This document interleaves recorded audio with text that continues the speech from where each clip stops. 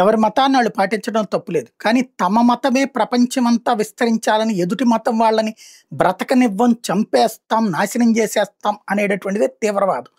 అది గ్రహించకుండా దాన్ని గురించి ప్రశ్నించేదాన్ని మైనారిటీల మీదన వేధింపులు అనేటటువంటి పేరుతో వాళ్ళ పట్ల సానుభూతి కల్పిస్తూ వాళ్ళని మరింత రెచ్చగొట్టేటటువంటి దరిద్రపు రాజకీయం ఈవెన్ జూబిలీస్ ఎలక్షన్స్లో కూడా చూసాం.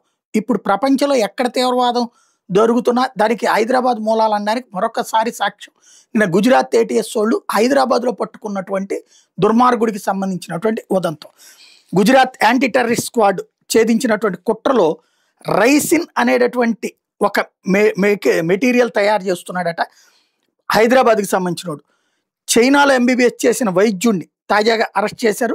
డాక్టర్ అహ్మద్ మొహియుద్దీన్ సయీద్తో పాటుగా అజాద్ సులేమాన్ షేక్, మహమ్మద్ సోహైల్ మొహమ్మద్ సలీంలు లక్నో, ఢిల్లీ, అహ్మదాబాద్లోని పలు సున్నిత ప్రదేశాల్లో రెక్కి నిర్వహించారు. గుజరాత్ ఏటీఎస్ ఇది కనిపెట్టింది. డాక్టర్ సయీద్ నిధులు సేకరిస్తే, నియామకాలకు కూడా ప్రణాళిక రూపొందిస్తే గుజరాత్లో ఒక కీలకమైన ఉగ్రదాడిని అమలు చేయడానికి వీళ్ళు ప్రాణాంతకమైన రైసిన్ అనే విషాన్ని తయారు చేయమని సయీద్కి సూచించారు. సయీద్ అది తయారు చేస్తున్నాడు. ఇది ఆముదం తయారు చేస్తున్నట్టుగా చెప్తూ తయారు చేస్తున్నాడు. ఇతనికి ఆయుధాలను కూడా సరఫరా చేసినట్టు ఆరోపణలు ఉన్నటువంటి ఉత్తరప్రదేశ్కి చెందినటువంటి షేక్ సలీముల్ని బనస్కాంత జిల్లాలో ఏటీఎస్ అదుపులో తీసుకుంది. వీళ్ళ నుంచి 3 ఫోన్లు, 2 ల్యాప్టాప్ని స్వాధీనం చేసుకున్నారు. ఈ ముగ్గురి మీద ఇప్పుడు చట్ట వ్యతిరేక కార్యకలాపాల నివారణ చట్టం ఈఏపీఏ కిందన కేసులు నమోదైనవి. సయీద్కి నవంబర్ 17 దాకా ఏటీఎస్ కస్టడీకి అప్పగిస్తే మిగిలిన ఇద్దరిని ఆదివారం కోర్టులో హాజరుపరిచారు. ప్రధాన నిందితుడిగా భావిస్తున్న సయీద్ యునానీ వైద్యుడట.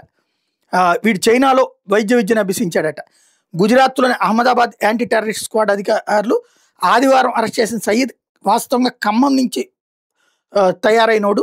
హైదరాబాద్లో టోలీ చౌకీలో స్థిరపడ్డాడు. వీడు యునానీ వైద్య విద్య అభ్యసించాడు. కార్వాన్ సమీపంలోని హోటలు, షవర్మా సెంటర్ నడిపాడు.